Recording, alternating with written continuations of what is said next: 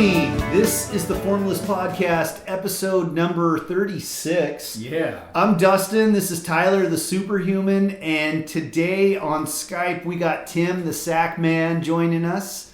Tim is a super awesome guy. We just kind of met through Instagram. And, well, enough of me. Tim, why don't you just say hi to the people listening? Hey there. Thank you guys so much for having me. Appreciate you. Appreciate your time. Oh, thank you. Appreciate you, man. Tim, you practice or train Muay Thai. I'm going to just let you give us a quick intro about you and what you do, and then we'll go from there. How about that? Sure. Yeah. I'll try and make it quick. I've been practicing Muay Thai as my base martial art for the last 1,254 days. Today will make 1,255. And when I started, I didn't start in Muay Thai. I just bought a punching bag because I was dealing with clinical depression and suicidal ideation. And I was extremely angry at that time, and I needed an outlet for anger. So I bought a punching bag, and then when I started training on it, I felt a release that I couldn't get through therapy. I couldn't get through medication, and it literally saved my life. So since that point, I started training every day, keeping track of it, sharing it. And like I said, I didn't have any training in the beginning. I was basically just hurting myself. But even though I didn't have the training, I was still feeling that physical release. It's called a somatic release of things that I was going through. And 20 days in, stopped my suicidal ideation completely. And then it's just been growing since then. So I've been training. I got local training from my local martial artist, came in, gave me a little background in kickboxing, Muay Thai, a little bit of grappling, a little bit of karate, taekwondo, and a few other things, just from local practitioners. And then about less than a year in, I got formal training from a two-time world champion in Muay Thai named Greg Wooten out in Los Angeles. So he was my base for just a real system and a structured training. And from there on, it's just been an amazing journey. It sounds like an amazing journey. The algorithm for Instagram works pretty wild. I started doing, Jocko Willnick has a contest he did with Echelon Front. He did it last year and I met a whole bunch of people. It was just awesome. And then this year it rolled around January 1st. I did it again. And just ran into all sorts of people through the platform that were doing the contest as well. And somehow or another, the algorithm showed your logo. And so just on a whim, while I was posting stuff, posting my progress, I clicked on it. It was like, oh, what's this, And I just fell in love with everything you were doing. And I went through all your live videos, or not all of them, but went through a handful of them, and I was just like, I gotta talk to this guy. And so out of the blue, I started following you and sent you a message, and you responded, and I was just stoked. You got a lot to say, and you got a good message, and it resonated with me. And I hit up Tyler and was like, you gotta check this guy out, see what he's doing. I did have a question though, because I had, as a kid, a lot of depression issues and some anxiety issues that I realized what it was as an adult. Did you have any kind of clinical training, or was that just your own experiences of going through the whole rigmarole? So I didn't grow up with depression or anxiety. I went through a tremendous amount of losses all about the same time in my life. In 2019, I left an extreme religion, which caused me to lose contact with my immediate family, and also everyone who raised me from 0 to 30. So these are people who I considered aunts and uncles. They felt like brothers. My extended family wasn't in the religion, but being in the religion separated me from my extended family and made me feel sort of isolated from them. And then on leaving, I also lost a 9-year marriage, which was a 14-year relationship. And at the same time in 2019, just about the same time, I was defrauded by my business partner. and had to go through bankruptcy, lost 2 businesses. So it was just a tremendous amount of loss. All these events happened at the same time that literally kind of shattered my reality and sent me into a clinical depression. And I started in talk therapy. I was on medication and went through several different prescriptions. They were trying to find a good med to work for me as an individual. But even though I was in therapy and on meds, I was continuing to decline mentally and dealing with more and more suicidal ideation. And it led up to a point eventually where I woke up one morning, it was the only thing on my mind. And I thought, like, if I do one thing today, it's going to be end my life. So that's the point where I wound up in the emergency room. And that day when I got out, I went to Dick's Sporting Goods. I bought an Everlast heavy bag with a heavy bag stand and everything. Bought a pair of gloves. I came home, I had 2 roommates, and I was like, hey guys, I'm putting this punching bag in our living room now, and this is happening. Deal with it. And they're like, what's going on? It's like, it's happening, let's go. And I started training. Like I said, that first hit, the first punch, it was a weight off my shoulders. And 20 days in for my suicidal ideation to stop, it may have stopped sooner than that. It's just that 20 days I recognized, hey, I have not had a single thought. I have not had a single flash or image or anything since I started training. So I need to share this. I'm going to keep going with this. Wow. So. That's amazing. So, and then you got the punching bag. You've got no training whatsoever. You just started hitting this bag just like a wild man. Yeah, I knew that progress is contagious. Yeah, right? Absolutely. So Right. If I broadcast my progress with this thing, then my hope was that it will positively impact others who are watching and inspire them maybe to make progress in their lives. That was like the baseline for me sharing it. Yeah. And yeah, I had 0 training, so when I was first hitting that bag, I was injuring myself. I had like bloody knuckles and my wrist was all messed up and like I was doing damage. But even while I was doing that, I was still getting this physical release. I didn't know it at the time, but it's called somatic healing or somatic processing. That's what happens when you use a physical tool to relieve your nervous system of stress and past trauma that's trapped in that nervous system. So I was stumbling upon that. I was feeling this progress. I was seeing this growth happen, and I knew I needed to share it. So that's why we went with that was the beginning, like the very beginning. But it's grown into so much more than just me sharing. It's been an amazing journey that's impacted hundreds of people, and I've heard from over 100 people that it's helped them save their lives. It's empowered them to save their lives with the tools that they were missing from their mental health toolkit. So yeah, every day, man. That's wild. That is so cool. So that's been like, so you're at, would you say 1,200 and some days? I mean, for 54. 54, yeah. Yes, I'm at 1,254 days of continuous consecutive training. Today will be 1,255, and it's not all high intensity training. It's because I've found the balanced routine that works for me. I give myself 2 active recovery days. So even though I'm taking the day off from high intensity, I'm not taking the day off from training. I'm still practicing my shadow boxing. I'm doing low intensity work. Maybe I'm working with not the heavy bag, the speed bag, or something light that doesn't put that toll on my body.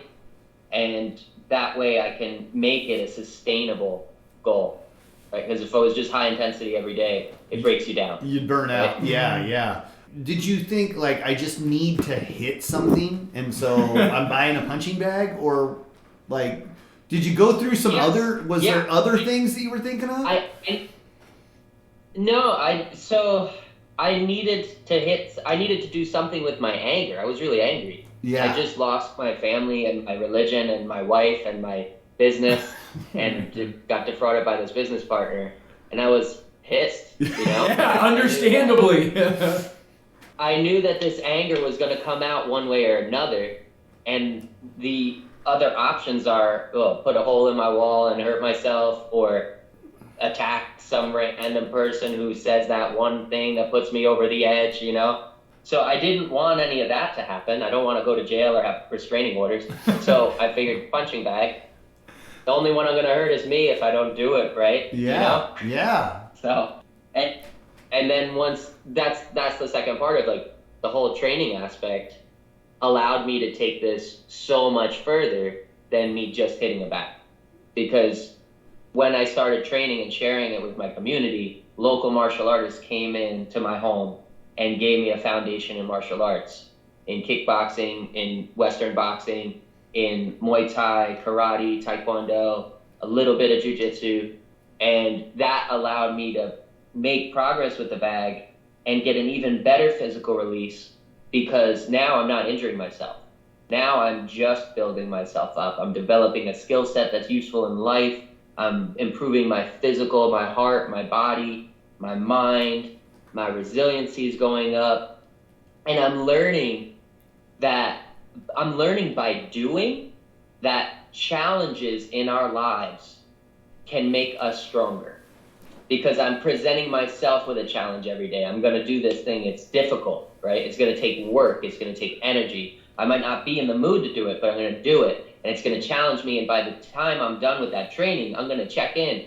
And when I check in on myself, I realize I feel great. I feel amazing. And whatever it was that I was dwelling on and was ruminating in my mind, it's not gone. The issues aren't gone, but the effect that it's had on me is now a positive one. So essentially I am taking my demons and I am putting them to work for me instead of allowing them to work against me. And I do it every day. I've been doing it every day. And it's been also 1,255 days without suicidal ideation, without debilitation, without meds, without talk therapy, and that's with approval from my doctors to stop this stuff. So, that's happening. That was the next question I was going to ask you. Like, your doctors were, I mean, they must have been supportive. They were very supportive. My therapist at the time, we had been making some progress, so I'm not demonizing meds or talk therapy. I think that it's important for you to explore all of your options and empower yourself with as many different tools that you can use to help yourself move forward on your mental health journey. But my therapist was, when I first was going, I would feel relief after our sessions. After having a 1 hour session with the therapist, I'd walk out and I would feel like almost a weight off my shoulders.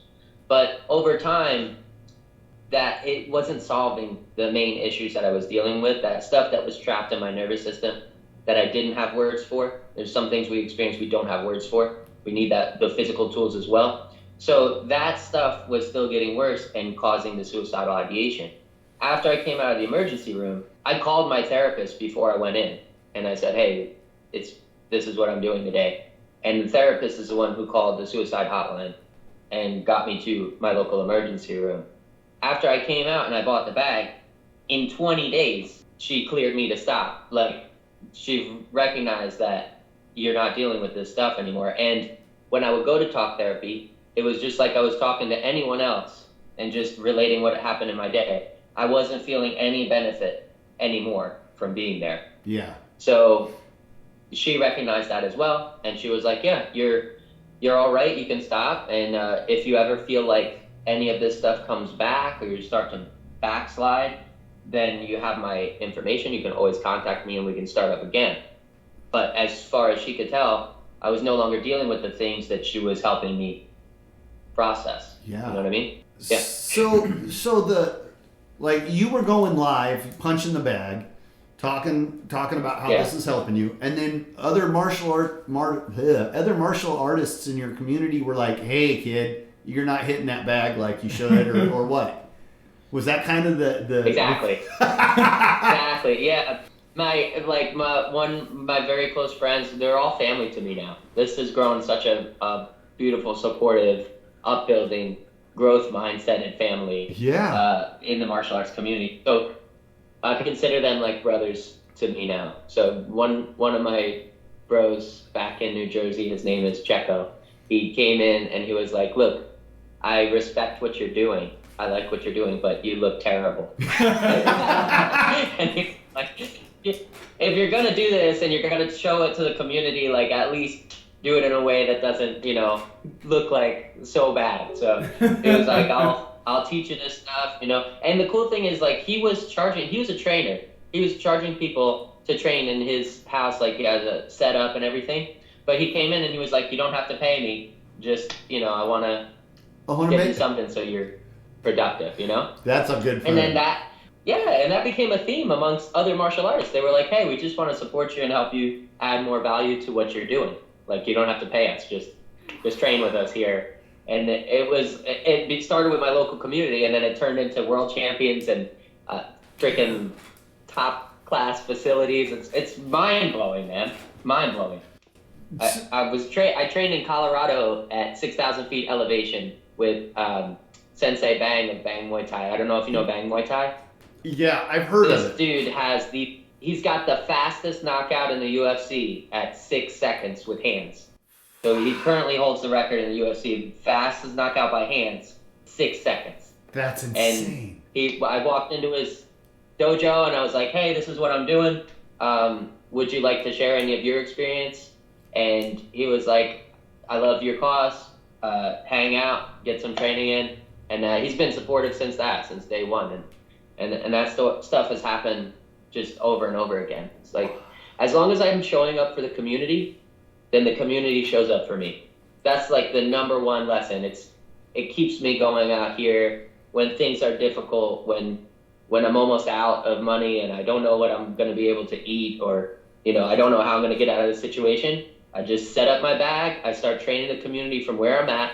And sure enough, eventually someone pays it forward and I'm able to keep going on the journey. Wow. So that was my other question. Like, you're not independently wealthy, I don't believe. So how are you surviving? Like, gas is, especially in California, gas is like hovering around $5 a gallon again. How are you making ends meet? It's crazy, man. So I think we've got to talk about what has happened. Okay. To get to that question. No problem. Because I don't think we covered it. After I trained with local martial artists, I was able to link up virtually with Nina Karita. I don't know if you know who she is. She's very big on social media. She's a Muay Thai girl. She's had amateur fights. She's also doing stunts and stuff like that. And she's got this huge following she's been blown up with. So when I was first sharing this with my community, I started reaching out to martial artists who were big on social media. And I just sent them letters letting them know, hey, this is what I want to do. I've been doing this training for myself. It's been helping me. I have now started helping my local community. I turned my home into a dojo, and I was bringing people off the street and just allowing them to train for free to see if the heavy bag is an outlet that works for them. Yeah. COVID hit, had to go all virtual because I had roommates and I couldn't just keep bringing people into the house. So turned it into a virtual training class where I shared shadowboxing techniques that people could apply to the bag. And you still get up, we work out together, and that virtual show runs every day. It's been running every day for the last 1,255 days. Everyone is welcome to join me there for free. So after I leave, we will still have social support and you still have something that you can stick to and something that's beneficial to you. And through that virtual program, I started interviewing martial artists and asking them about their martial arts and mental health experience. Has this impacted you as a martial artist and your mental health? And I linked up with Nina Karita, and she recommended that I reach out to this dude named Greg Wooten. And she just said, hey, here's a guy who does martial arts who would probably want to talk to you about mental health. She didn't tell me he was a 2-time world champion in Muay Thai. And, she just said, here's a guy who does martial arts. So I had no idea, and then I reach out to him like, whoa, why would you tell me that this, yeah, that he's this awesome. Dude's a legend. Yeah.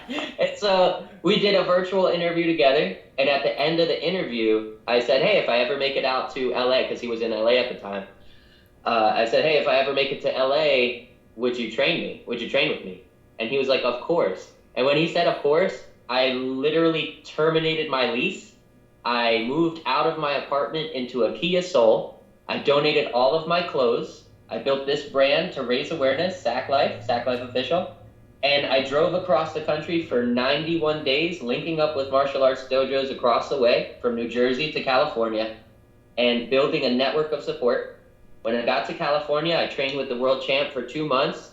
and sold him my car, my Kia Soul. He's currently driving it today. And he drove me to Northern California to build this next step in the process, which is the Beat Depression bus.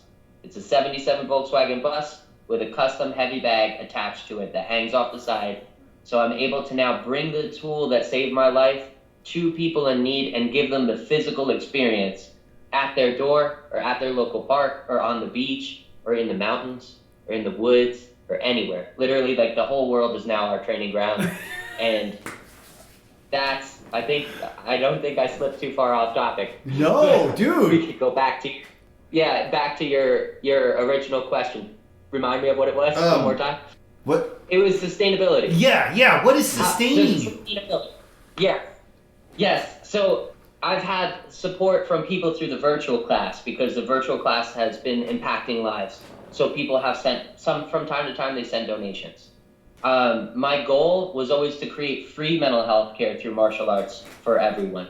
And the plan is to eventually have enough social media numbers that we can leverage them to advertising companies, and that will generate the revenue we need to continue to provide free care and to actually grow and build programs and build facilities where people can walk in and get the physical tools and the mental health tools from professionals for free.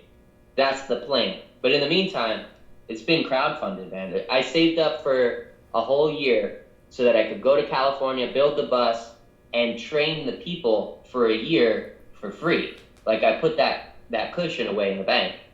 Then, after buying the bus, it started breaking down all the time because it's a 77 bus. Yeah. With like 1 million miles on it, probably. It's just breaking down. It's stranding me all over the West Coast. I got stranded in Death Valley for a full week. And it was like, it's been brutal. We can talk for the rest of my life. I'm intending to talk for the rest of my life about this. So don't worry, there's no shortage of content here. But when it comes to sustainability, what I've realized and come to accept is that it's what I need. It's not going to be there when I want it. It's not going to be there when I expect it. But when I really need something, it's always there.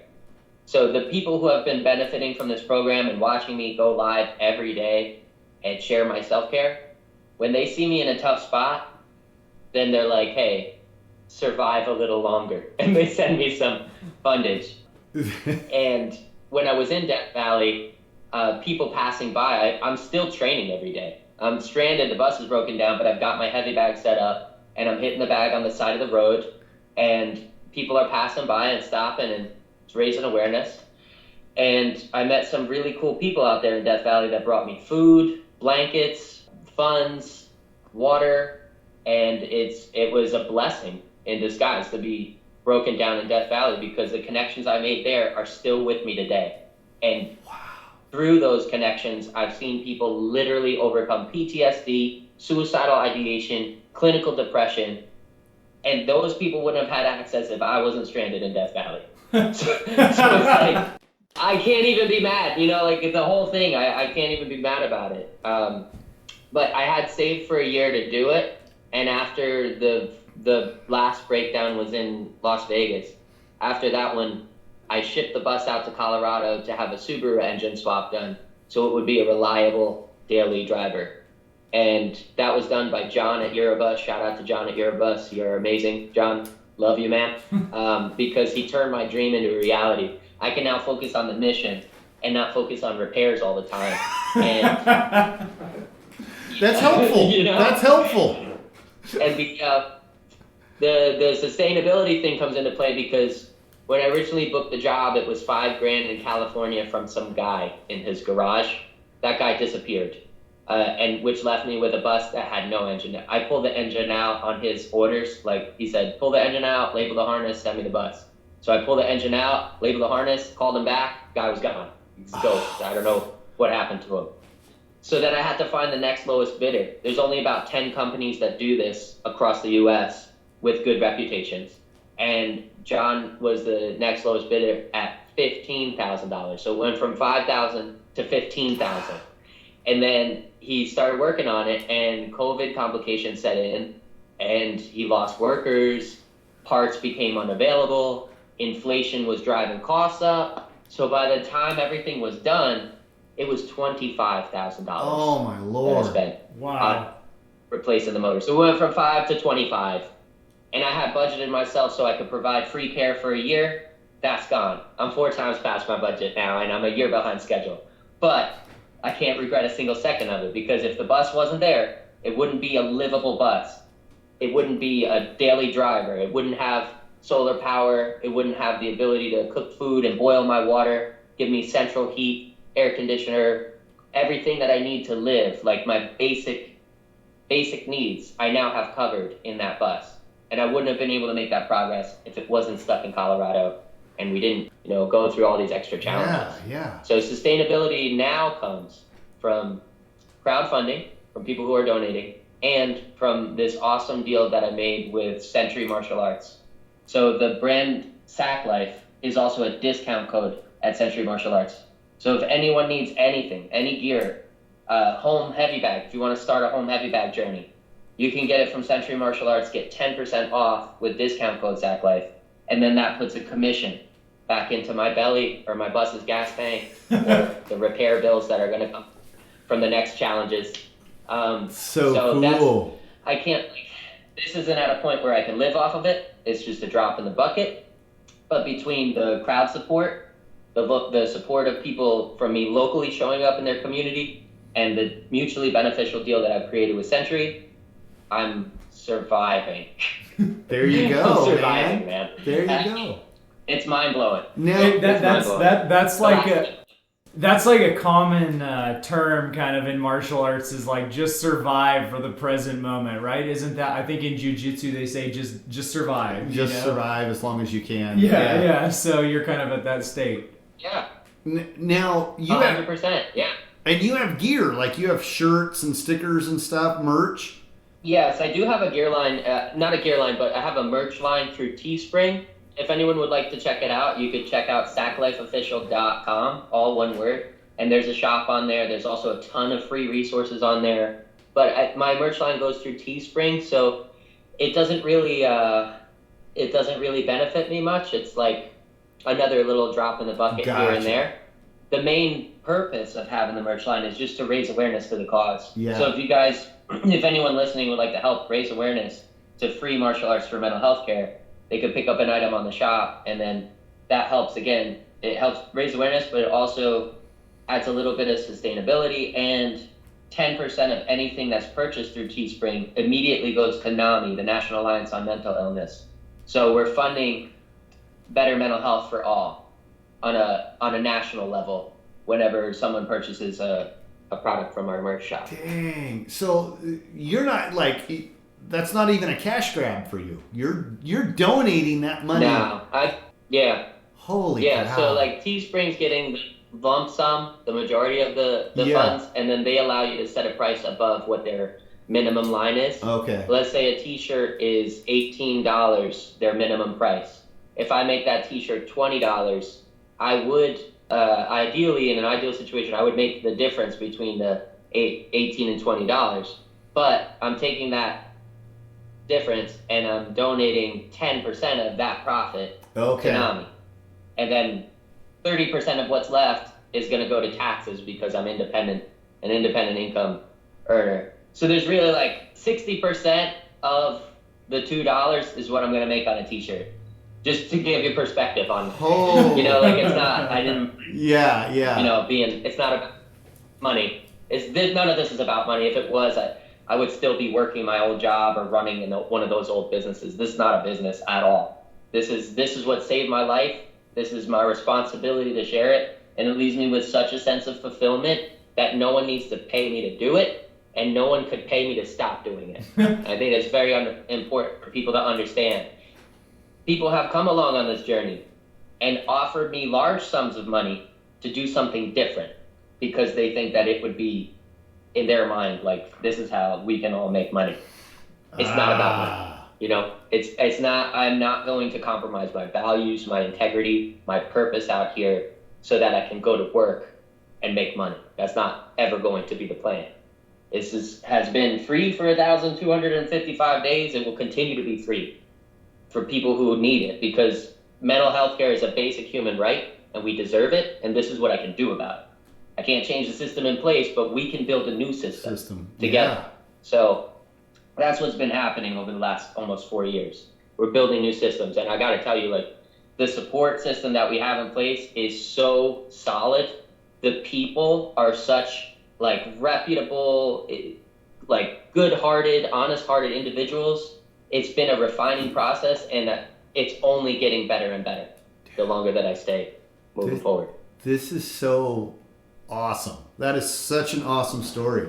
Has there been people that have reached out that you were like, how on earth did you even know I exist? Yes, yes. There's been people all over the country, and even in other countries, who have reached out and told me about the positive impact that this program has had on their lives.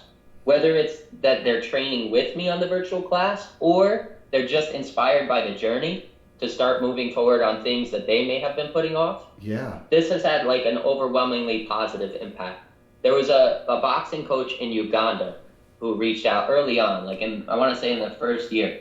He has a boxing gym called Gloves and Glory Boxing in Uganda. In Uganda. And he said and he was like, oh man, I saw your content, I saw your virtual content, and he's like, it's so inspiring.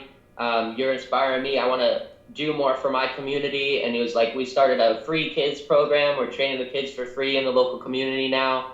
And he's like, he showed me his business card. He's changed his business card to incorporate mental health, and talk about the mental health benefits of training.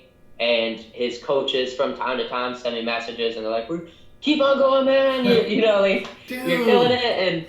And they're like, whenever you make it to Uganda, you can live with us and we'll give you a tour of the village. And it's like, it's amazing to see that impact is going like where I never expected it to go.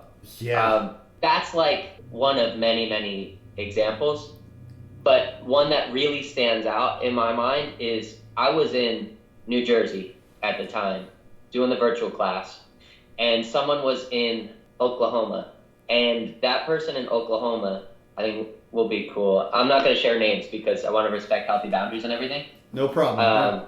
But that person in Oklahoma was dealing with suicidal ideation, and they were at a point where they literally had a gun in their hand and a phone in the other hand, and they were sitting on the edge of the bed, like about to end their life. And somehow my program popped up on their phone as they were scrolling. And I met this person later, and they said that it literally was just the push that they needed to start showing up for themselves and start training. So this person took the virtual class for 36 days, and at day 38, he sent me a message, and he said that his suicidal ideation had stopped. Damn. 38 days after sitting on the edge of his bed, like ready to end it, it had stopped. And he continued training for another 160 plus days. And I didn't really hear much from him after that, because he found what he needed. He bought a heavy bag, he bought gloves, he had his tool set, and now whenever he starts dealing with stuff, he knows how to put it in a healthy direction that's going to build him up. So he hasn't had to worry about the suicidal ideation has not come back, but because now he's empowered with the tools. The same tools that saved my life are saving his life today. And I met him, and when I met him, it was like meeting a long-lost brother. It was like meeting family I didn't know I had. So he gave me a place to stay, and it was like, just stay here as long as you want, eat the food in the fridge, shower here. He said, you don't even have to talk to me. You didn't even have to adjust your day in any way.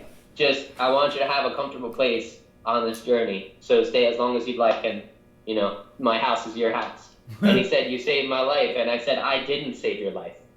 You saved your life. All I did was share the tools that helped me move forward. Yeah. I can't make you get up and hit that bag. I can't move your arms, You're the one who put in that work. You're the one who got up and tore through that bag in 100 plus days. He blew the bottom of the thing out. He punched through 16-ounce gloves and blew that 100-pound bag out. Dang. So he got work done. Yeah. And I can't do that for anybody. I'm not out here trying to sacrifice or trying to save people. And I think people need to understand that. I'm not here to be a prophet or a Jesus Christ figure. I'm not here to sacrifice myself. I'm here to share my self-care. I'm here to share the tools that save my life. And if other people can also save their lives, great. And if they don't, I'm still okay because I'm doing my self-care. Yeah, yeah. You know what I mean? Well, you're it's gotta be for us. It's for us. Yeah. It's not for me. It's not for them. It's for us. Well, mutually beneficial or not at all. That's amazing. You're kind of like a signpost. Like, right. Hey, this right over here could work for you. Check this out. Yeah. See if this works. If it does, great. If not, there's a lot of other options there for you. Yes. That's and that's the thing. Like, all I have to do is be public with my self-care, and it has this impact.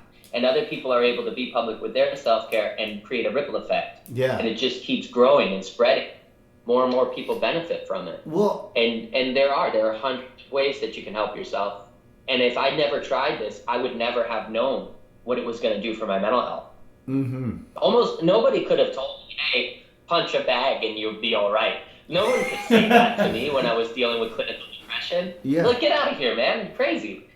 But once I felt it, and I felt it on the first punch, and that's why it's so important for me to bring this physical experience to people so that they can experience the first punch.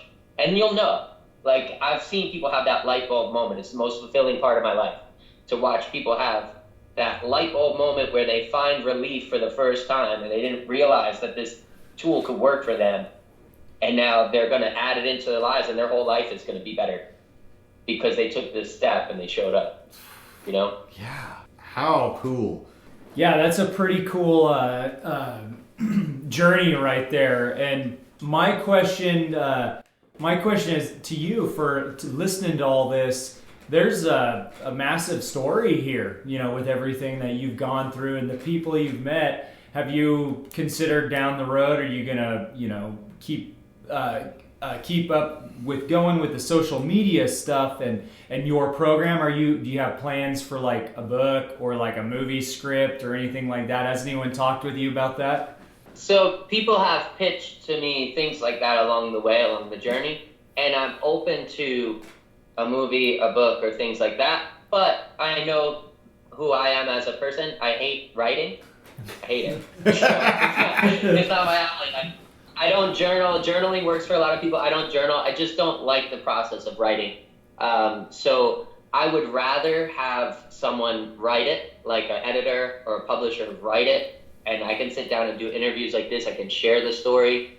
I can share the journey, and it can be a book or a movie or whatever helps get the word out. But my focus is not on that. My focus is not on media or anything like that. My focus is on showing up for communities across America and making this positive impact in the physical world, in physical locations. And I will allow social media and other media to reflect the impact that is happening in the real world.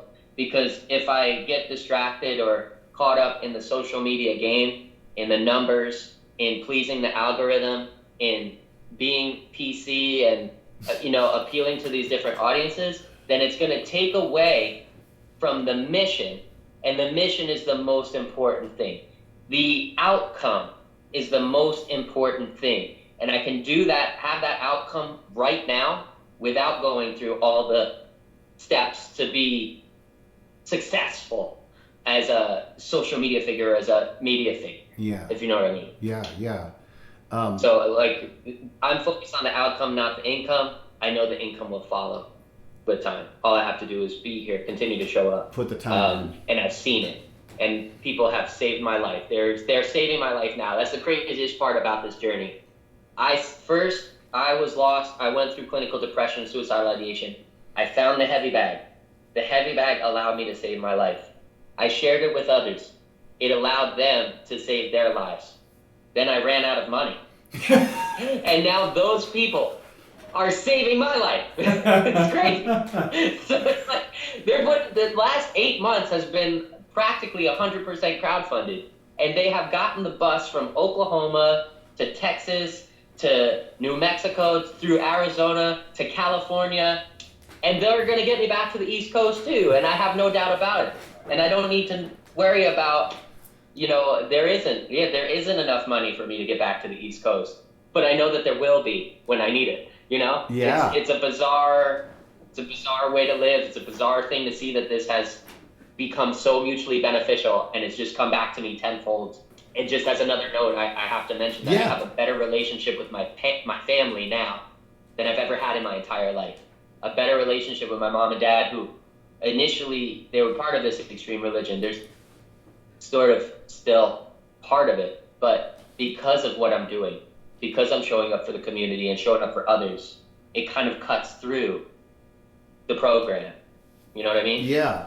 They can see I'm not the thing that that box tries to condition people to believe is that when someone leaves it, that they don't care about their family, that they don't care about God, they don't care about other people, they only care about themselves. So the work that I'm doing now directly contradicts that theory. It's almost impossible for you to tell me I don't care about anybody else. For sure. It's ridiculous. For sure. You got a huge heart, man. Yeah, because it's all free, man. Yeah. Like I'm not out here trying to charge people or swindle people. Everything is free. It's freely available. I just want to do good for the world around me. To me, this is my afterlife. You know what I'm saying? Yeah. I already lived a very full and complete life. I had a happy marriage. I had a family. I hit all these goals. I had multiple businesses. I was doing great. Had all that stuff. Where did it get me? Clinical depression. So after going through that, I'm like, what's left? This is my afterlife, man. Yeah. Why not do as much as I can for my community, create as much positive impact as I can, because at the end of the day, when I die, I'm not taking anything with me, right? I can't take anything with me when I die, so why not build something that can stay here and benefit people long after I'm gone? That's the best thing I can do at this time. Absolutely. You know, contribute to man, you know? Yeah. What a positive thing. That's just amazing. Thank you so much. Hey, I don't want to keep you any longer. I know you got to do a live video here pretty soon. And we're almost at the 45-minute mark, and that's kind of the sweet spot for us. So what I'd love to have you do is just one other question, and then I'd kind of like to have you, just let everyone know where to reach you and how to support you, because I want to support you in doing this as much as we possibly can. Yes. This was a total fluke. I just clicked on your stuff and was like, you are the man. So the question I had was, is Instagram the only way to reach you, or are you on other social media as well? So I am on other social medias. Instagram is the best way to reach me. I think that's the most positive. Sorry. Yeah, it's where I do my live class every day. Okay. So I'm talking to my students. I'm also talking to other martial artists. I'm networking through Instagram mainly. Okay. But people can reach me at saclifeofficial.com anytime. There's a chat box in the bottom right-hand corner of the website that goes directly to my email. So anywhere you are, any place in the world, if you want to know when the Beat Depression bus is in your area offering free training, check me out either on Instagram or on saclifeofficial.com. I'm also on TikTok, but I'm not communicating there. I'm just kind of sharing what I can. Gotcha. Managing multiple social media platforms. Each one is its own full-time job. And like I said, I'm focused on being here for the people and the physical world outcome. So I just, as one man, I can't manage. I can only do so much. Yeah. Is there anything that people can help you with now that you need? Like, you're not stranded anywhere, I don't think. I'm not. I always appreciate donations. If someone wants to donate and they're in a position where they feel comfortable doing that, you can donate if you want to support this cause. But the most important thing that I would like from people, my greatest will, is that they'll follow the social media account on Instagram at SacLifeOfficial. It's going to come through numbers. Provide free mental health care for everyone in the world. Like, just tap the button, man. That's all I'm asking. I don't want money. It's not supposed to even run on donation. This is like in the meantime, before we have the commercial funding, it has to, people are keeping me alive. But yeah, as far as needs, like I said before, I'm fed. I have oatmeal. I have all my basic needs covered, so I'll be all right for a while. And I'm sure that what I need will be there when I need it. Right on, dude. Right on. Hey, thank you so much, Tim. Thank you. Yes. Dude, from the bottom of my heart, thank you. This worked out just the way I wanted it to, but it was a little scary. I'm not a very outgoing person. I like to teach. I like to do martial arts, but I was like, oh crap, when I was messaging you, I don't know how this is gonna work, and I've been going on faith a lot lately. So thank you for renewing that faith in people, and yeah, dude, thank you. Yeah, thank you, Tim, and we'll definitely try to have you on again. Yeah, I'd love to do this again. Yeah, anytime you want to like reach out and say, hey, I'm in Timbuktu or whatever, do it, because we'd love to have you on again. Right on, man. And I also want to let you guys both know that you're always welcome to train on the bus whenever it's in your area. If you guys decide to take a vacation to the East Coast and I'm over there, just hit me up. You're always welcome on the bus. And if you'd like to share any of your martial arts and mental health journey, I'm also happy to do interviews with you guys as well. So that way we can just help each other with this. I'd love to. Absolutely. Love to. This, awesome. I believe martial arts saved my life in a way that I can't quantify just how much it has. When I got back into training, long story short, I was about 30 or 40 pounds overweight, very depressed. I had everything that I thought I needed to not be that way. Yet life was really grinding me down. I have a beautiful wife. I have 3 kids, and they are the fuel that keeps me going. But I had them and still was lacking something. And martial arts gave that back to me. And oh, dude, it's been amazing. It's been amazing. I could sit here and talk your ear off all day on this. The long story short, yeah, I lost the weight. I began to see the glass as half full and not half empty. It made me a thinker. It made me think about things. It helped me solve problems. It made me work through problems instead of just avoiding them. And oh, dude, I can go on and on. we don't have the time to how far I could go with this, but I definitely want to do it again. Yeah, we'll do it again, and kind of like maybe check in with you in a couple months. Right on. All the points that you were making, and I'm really glad that you found martial arts and it's impacted your life as well. It's a beautiful thing. So appreciate you guys. Hey, appreciate you, man. Keep doing what you're doing, and we'll keep an eye on you, and we'll talk again. Right on. Thank you. Thank you, sir.